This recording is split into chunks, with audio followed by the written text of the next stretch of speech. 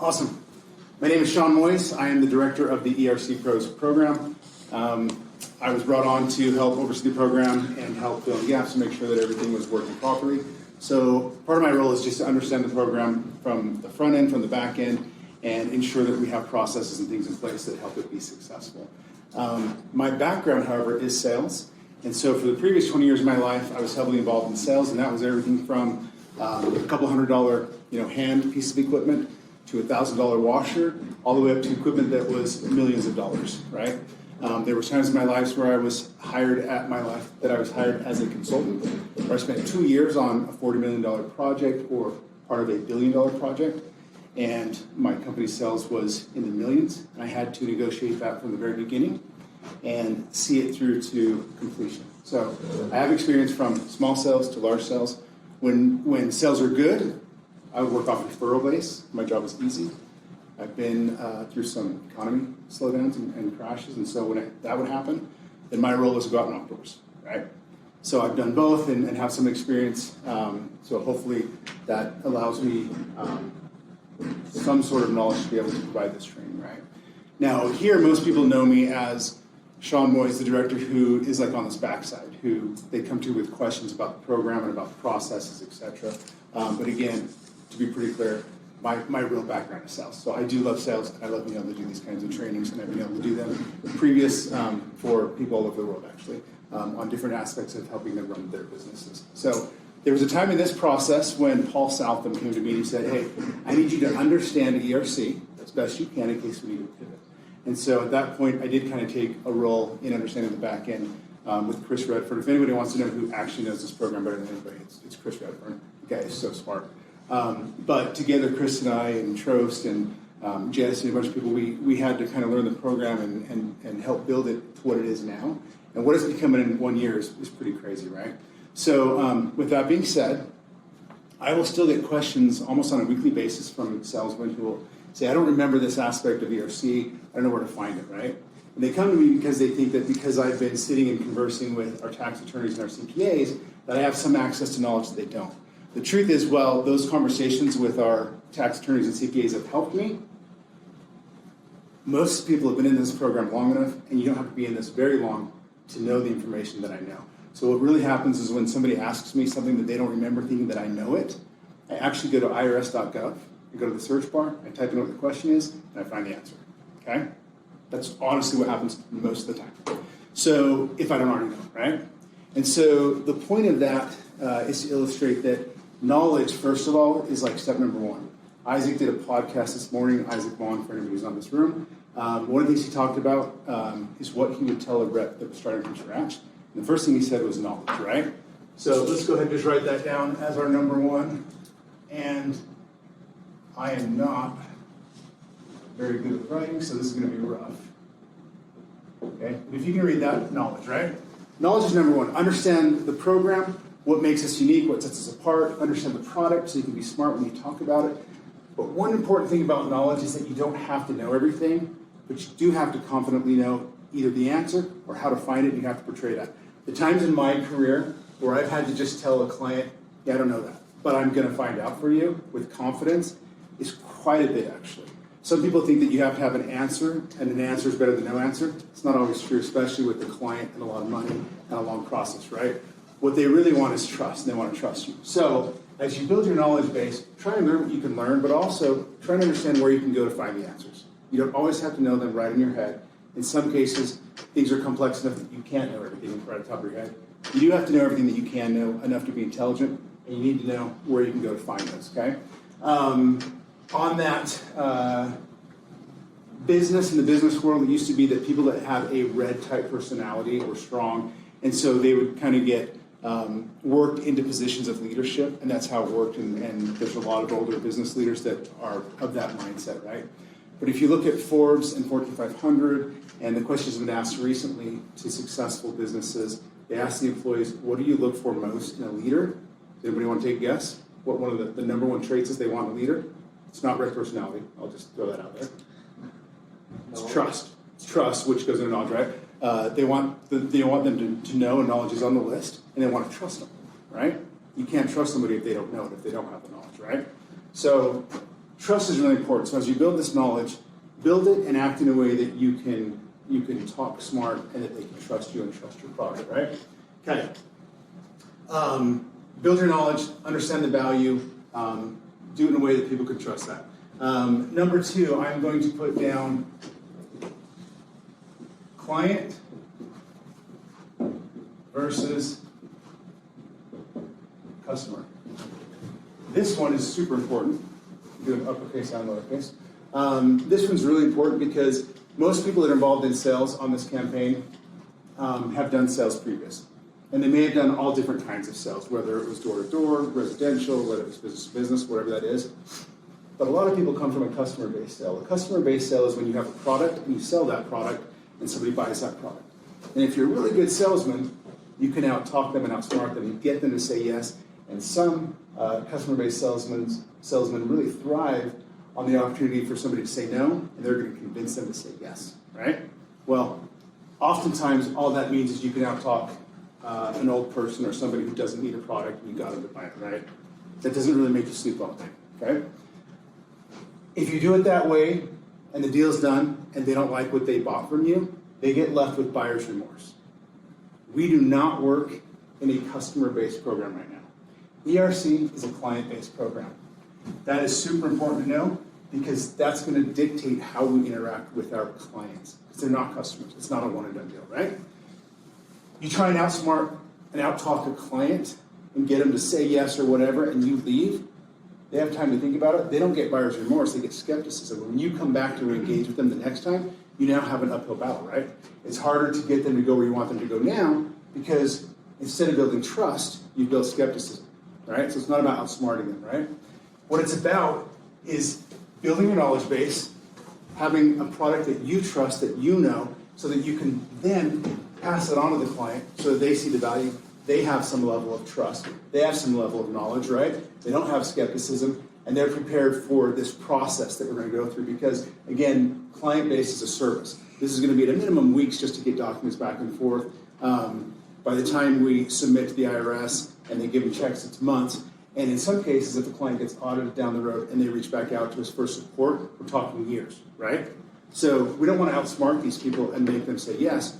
We want to help these people understand the value of what we are providing so they use their cognitive faculties to choose yes, not to say yes because they were outsmarted, okay?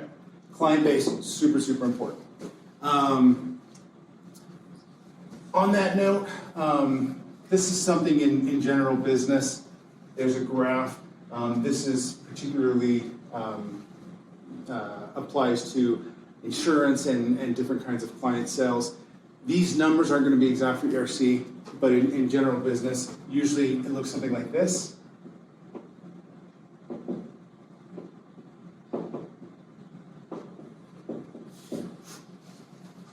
These are potential clients, okay? 10% of the clients that you engage with, you don't have to work for it because they already know what it is. They know what ERC is. They've been waiting for it. They've read some things. They know their CPA can't do it. They're just trying to find the right person that can. We can do it. Great. They're sold. Those are awesome, right? Those are the ones that fall in your lap and you love them, but you don't have to work for those. This 20% over here, this is unsellable, okay? For a myriad of reasons. It could be that they've already filed, right? This is a one-and-done product where once somebody's filed, it's off the table, right? If they've done it correctly. So it could be that. It could just be that they just don't do government stuff. I've met with clients who, oh, this is government. I'm not in. I don't want it. I don't need it. You're not selling that person, right? There's 20% that isn't sellable. It doesn't matter, right? Because you don't want to waste your time here. You don't need to waste your time here. This is where it matters right here. So your skill set, your knowledge, your value, everything that you do is really directed towards the 70% of clients that need to understand what it is that you're doing. Because they may be really close, but yeah, there's a lot of ERC companies that can do it. So you just need to help them understand what makes us unique, right? They may be on this farther end where they do have skepticism and they don't make decisions lightly. It does take more hand-holding and more explanation, and they want to see more documents, and it takes more touches of what makes us unique and who our tax returns, et cetera, right? But regardless, somewhere in this is where the bulk is, and that's where you have to hone your skill, right? And once you understand that, don't waste your time here, don't waste your time here, but get really good at convincing people to do what they need to do, right? Is that coming through on the sound? Hey, somebody just asked if, maybe just ask if they can move to another round. Yeah. Okay. This, I'm going to touch real quick on something that doesn't really need to happen here, but we're going to, okay?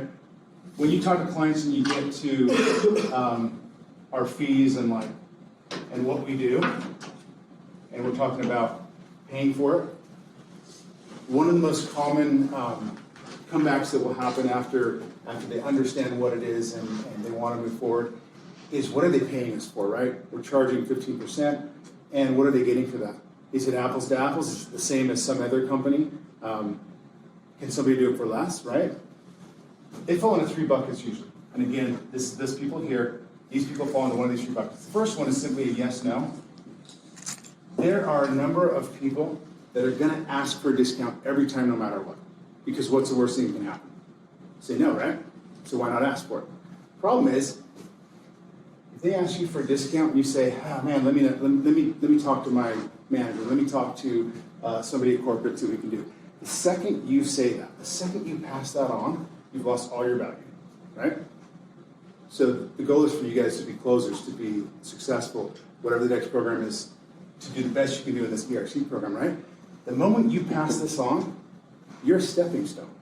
Your value's gone because you don't make the decision, somebody else does. You're just an in-between person to get what they get, and at the end of the day, it's either the right decision for them or not, but that's not based on your value anymore, right? You gotta push back a little bit. We don't offer discounts because we can justify our product. If you don't believe that 15% is worth what we're doing, you don't understand our program. Because the level of tax attorneys and the number of people we have working on the back end, we have a really high overhead versus what we're doing compared to some of the firms. It's justifiable, right? If you don't know it, then we need to understand and find out. No, we don't offer discounts, and here's why. This bucket's gone. They're fine with it now. They're going to move forward anyways. They just wanted to ask, right? So don't let them push you around. The answer is no. They're going to sell, right? We had one just recently. They asked, the only person that can really look at that is our Chief Revenue Officer, Jesse Christensen. He looked at it, he said, no, we're not going to do that. Within a hard no, the client signed within 15 minutes anyways, right? This one here, this client is looking for a discount because they need info and an understanding of our value, because somewhere along the line, we didn't clearly identify it. And so they get to this endpoint and they say, yeah, there's 10 different ERC companies that are all doing this. So they charge 15%, you charge 15%, this company maybe even charges less. So they're asking for a discount. We need to explain, no, we don't offer discounts, and here's why, here's what's involved. One of my favorite things to do is to tie that client to us long term. They can get their ERC done, but can they do it correctly? We need to explain our process and our tax attorneys and how we go about getting it done properly. We have, to my knowledge, the largest database of governmental orders that I know of, right, of any firm. To my knowledge, that's what our tax attorneys use to come up with the government order studies, right? That is going to substantiate their credit and help them in the face of an audit or if it gets looked at, right? Now, if we just give that to them and we say, yeah, here's your final packet, and then there you go, they might still be looking around, but the value isn't in the final packet what we've done. The value is, hey, if you get looked at in 3 years, we have the largest database of orders to my knowledge, and the tax attorneys to understand that. One of our tax attorneys came from Deloitte, which is the largest tax firm in the world, and she was assigned to understand CARES Act and ERC from its very inception in March of 2020, and you can explain that value. Now, well crap, they don't want to go anywhere else, because if they get looked at 3 years from now, they want that database, and our attorneys and our knowledge and our experience, they want that, and they'll pay for that, right? So it's like a car mechanic. If you trust a car mechanic, you'll pay whatever it is if you trust them. If you don't, you go get a second or a third analysis, and then you have to make the best decision, right? In this case, we explain our value and inform them properly. Once they know that, they'll pay it. They have no problem paying 50%, and you can mark them off, right? Now there's a little tiny portion of people that they may have a valid reason. There may be other things, right? This is almost not worth talking about. I wanted to illustrate that the amount of times where somebody really has the right to ask you for a discount and that it should actually be even considered, which nobody in this room, including myself, gets to make that decision. That's our Chief Revenue Officer only, right? It's so small, don't waste your time with this. Push back a little bit, you'll find that The majority of them fall into one of those buckets right there. Okay? So again, that goes back to understanding our product, our knowledge, all that. This one right here now, moving on, this is my favorite one. This is the psychology of the brain. This is how people think in general. And if we can apply this to sales, this is what helps us become more successful salesmen. This is called pain versus gain. Has anybody heard one of these trainings before, pain versus gain? You have? Anybody else? This is one of my most valuable understandings of sales, especially as it applies to ERC. What the concept is this. Every decision that we make in our life is based on pain versus gain. We make decisions for two reasons primarily. We either are making a decision to avoid a pain or making a decision to get a gain. And that's what we do. We don't just sit around making decisions for nothing, right? There has to be some consequence. We either get something from it or we're trying to avoid something happening. The lizard brain is the oldest part of the human brain, right? It's the smallest central part. It's responsible for the simple tasks like bodily functions, breathing, heartbeat, stuff like that we don't control, right? That's the oldest part of our brain. It's also responsible for urges, like survival, okay? The reason why we make pain decisions is because we want to survive, and whether we consciously think about it or not, there's a part of our brain that's telling us you don't want pain, okay? And when I talk about pain decisions, who loves to go get their hair cut? Who loves to take out the garbage? Who loves to take out the trash? Who loves to pay your taxes, right? There's decisions that we make every single day that we have to make because if we don't take out the garbage, if we don't do the dishes after we cook dinner, if we don't, right, we don't go to work, right? We have to do those things to avoid some sort of pain. Our brain tells us that that's most important. Gain, that's a desire, right? Everybody has hobbies, right? I know a few people in this room, Ryan Clayton, Isaac, play basketball, right? You get something from that? Yeah. When you do, right? You just do for like no reason, or do you actually get something from that, right? It's fun. It's fun, right? It's a release, it's exercise, it's balance, right? All those things. When we make gain decisions, they're good for us. The thing about gain decisions is in order to get that, if I go play basketball for you two, do you get that feeling when I do it? No, right? You can't delegate a game. Rule number one about this. You cannot delegate a game. That's super important to understand. You have to do it, right? In order to get that, to start that business, if I start this business that I've always wanted to do to like make these beanies, you know, I'd love it, it'd bring me balance, but I don't have time. All these gains get in the way of it. What happens if I really do start that business? Probably love it, right? Bring some balance, some excitement, some extra money, right? But the fear of making that decision because this comes in the way, we need to understand that. We need to understand this and apply it to our clients. When we meet with the client, we're walking in with what? The pain or gain? Gain, right? A huge gain. For some clients in this group that I'm talking to, we're talking about a gain that's equal to millions of dollars. It's gigantic, right? So we want to be a dump truck. This one's kind of silly too, but I'm actually, my degree is graphic design. I can do art if I really try hard, but when I don't try hard, that's what dump truck looks like.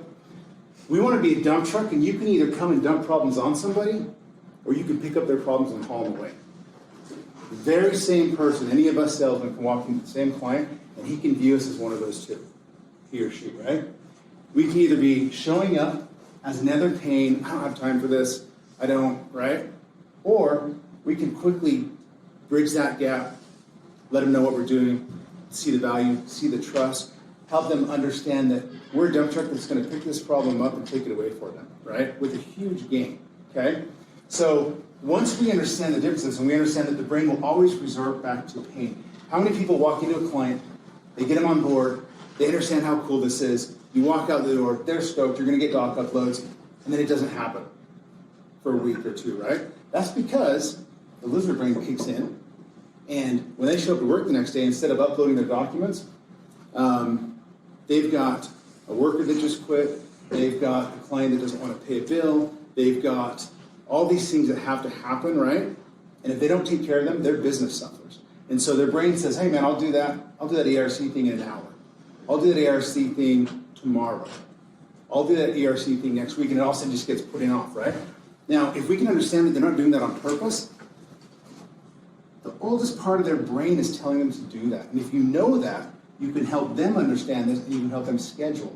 So on the side of gains, my wife and I have done a date night with the group for over 10 years, and we've missed 2 times. In over 10 years, we go every month, right? There's only been 2 times that we haven't been able to make it happen.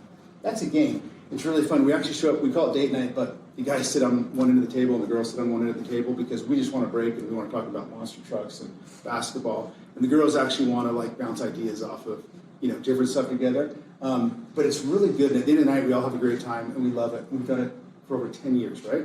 The only reason why that's happened for over 10 years with only 2 misses is because that's a game that we all see as a benefit that helps us, and we schedule it and we protect it. Rule number 2 about pain versus gain, you have to schedule and protect your gains or they will not happen. Because come Friday night, if that's not on the calendar, there's something else going on that's going to get in the way. When you talk to your clients about ERC and you help them understand pains and gains and you understand what this is and what you're going to do for them, if you don't schedule a time to come back, if you don't help them understand when's your busiest time of the day, when's your worst time of the day, when's the best time to contact you, when is it throughout the week, if you don't help them understand their schedule and you don't understand their schedule, you're going to miss a lot of people just because of this stupid thing, the stupid part of their brain that's just putting it off, right? Not even because they want to. So you've got to schedule and protect gains. When you understand it and the client understands it, then that's going to help put into perspective what it actually is that they're getting, and they will logically register what it is that they have to do, right? And then you can help hold them accountable for it, right? Because you're holding them accountable to working towards a gain, something that's positive, right? So it's another twist on itself, right? You're the dump truck that's helping them take problems away. Okay. In closing, I'm just going to share 2 stories, okay? Story number 1, I had a client that ran a facility that had millions and millions of dollars worth of equipment, and his facility would do laundry and stuff for hospitals and things like that. So if he can't do laundry for a hospital can't fight staph infection, and a hospital shuts down, right? It's a very important operation that he ran. If he was to order equipment from me, an order would typically be on equipment every year, maybe $300,000 to in the millions of dollars. So it could be pretty lucrative for my own business, right? This particular client was extremely difficult, and I was afraid of a lawsuit because of the way he operated. He had a huge ego. So we're working on one piece of equipment for him, and my service technician, my lead technician, had done this for over 25 years. He told him that his equipment was, that we weren't going to work on it anymore. It was condemned, okay? So the client didn't really like that. We'd already spent a ton of money, a ton of parts, a ton of energy.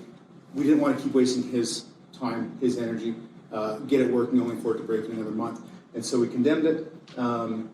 He ended up reaching out to the manufacturer, gave him some information, they told him to fix it. He wrote back and said, hey, I talked to the manufacturer, they said, fix it, come back and work on my equipment. I said, I don't care what the manufacturer said. My service tech, Johnny, is one of the best technicians on this product in the nation, has done it for decades. He condemned that machine. We're not working on it anymore. So he writes back and he says, that's really weird that you would be so condescending to your manufacturer. I wonder what they would think if they heard this. I was at lunch with the manufacturer the week before. I know exactly what they'll think, right? They know who Johnny is too, my technician. So I said, why don't you carbon copy the manufacturer in this email? I'm not telling you to talk to your clients this way, by the way. I'm illustrating a point. It's a different business. I said, why don't you carbon copy the manufacturer in this email? And then I copied what I had previously written. I don't care what the manufacturer says. I stand behind Johnny. Okay? Tangent lesson here, be trustworthy. Be somebody that your manager trusts, and that if you manage somebody, that you can trust them, have those people, right? If I trust you, I will go to war for you, right? I don't care how many dollars this deal is worth or whatever. I trust Johnny. I know him so well. Be good, right? Integrity is so important in sales. There's different ways to do sales. We joked about the customer sale of selling an old person that doesn't need the product, right? It was kind of joking, but honestly, have integrity when you do. This is such a cool product. You have the opportunity to sell something that is actually a benefit that we've put together. We've been through so many steps to make sure that we're compliant, that we're doing it right, that this is a benefit. This is an awesome opportunity to sell something that you don't have this downside. You don't have this apples to apples or comparison, right? Have integrity. Build that into what you do, and then at the end of your career, when you're successful and you look in the mirror, you can be like proud, and you can mentor other people as well. Integrity is super important. So because Johnny had integrity and I trust him, I don't care about this other stuff. So the client writes back and says, lose my business. That's fine. I don't need that kind of business. Although there was a high potential for gain, there was an even higher potential for risk. I walked out to my secretary, I said, we no longer provide sales, parts, or service to this company. Doesn't matter if they ask for it. That's fine by me because I can put that same amount of energy into some other business and make that, right? Now, what the client just lost was the opportunity to work with the largest distributor in the surrounding 5 states and the largest parts department in the western half of the United States and the most knowledgeable service staff on the equipment that he had. He lost that opportunity. Who lost, me or him? I'm fine. I can go make that business somewhere else. He loses, right? That's not good for him, and that's not an ego check, right? That decision was made because I didn't want to end up in a lawsuit, okay? But understanding the value of ERC and knowing what you stand behind, don't waste your time with bad business, right? The second story I want to tell is kind of a comparison. This guy owned many motels and hotels in a particular city. He was the self-proclaimed king of Springdale, and he had sent me a check for $90,000 for equipment that we were putting in one of his properties. And somewhere along the line, I had ordered the equipment, it was coming.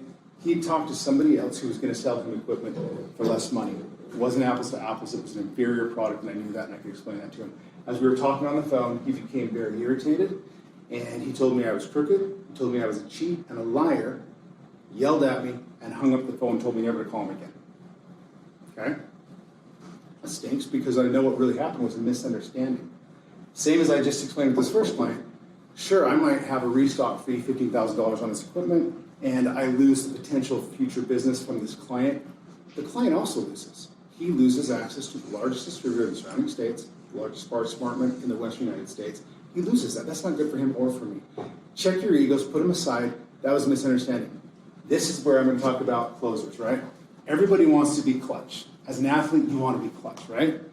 The truth is very few people can be clutch.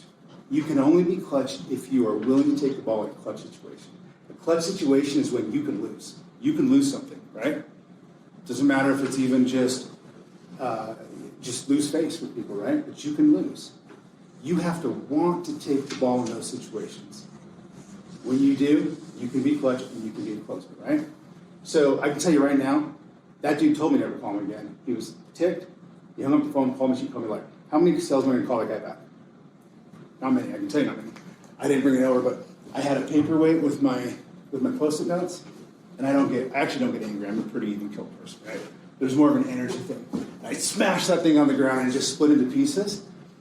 And I picked up the pieces, I walked to my secretary, and I said, this fell off my desk, I need a new one. And then I walked back to my desk, and I called that client back. Second thing is if I call him back with an ego, I'll just lose again, right? It's in both of our best interests to check our ego, to understand what it is that I'm selling him, to understand where the miscommunication was, and I'm not afraid of that. That's clutch because I didn't look at it as this sketchy situation. It's the same decision or conversation I would have at any point of the sale. You start with knowledge and trust and value, and you build that, and if there's a miscommunication along the way, you can repair it if you started in the right place. So I reclosed the deal, right? And he went with me. Of course he's going to. The difference between story 1 and story 2 is I closed, and I decided who I wanted to close. I chose to end business with client number 1. I chose to keep business with client number 2. They both had already made their own decisions. Their decisions didn't matter. I was in control. I have the product that has the value. I have the knowledge. I'm the one that has what they want and what they need. And when you believe that, and you act properly, and you build it from step number 1, start with the end in mind. When you start by putting knowledge in your brain and understanding, when you understand that this is a client relationship, when you realize what you're going after and what the pushback is going to be and where it comes from, and you don't turn yourself into a stepping stone, and you pass the buck to somebody else who's a superior, you lose all your value. When you stand strong all the way down, and you understand pain versus gain, and you help your client understand the gain, and you're pushing them through, by the time you get here, when you get to these two situations, that power is in your hand, and that's how you close deals. And so this client, I wanted to keep, and I kept him, and the deal's done, right? So with that being said, this is kind of a little bit about sales and psychology of the brain and how it works, and I hope that it was helpful. And thank you very much. That's the end, but we're going to stick around for question and answer.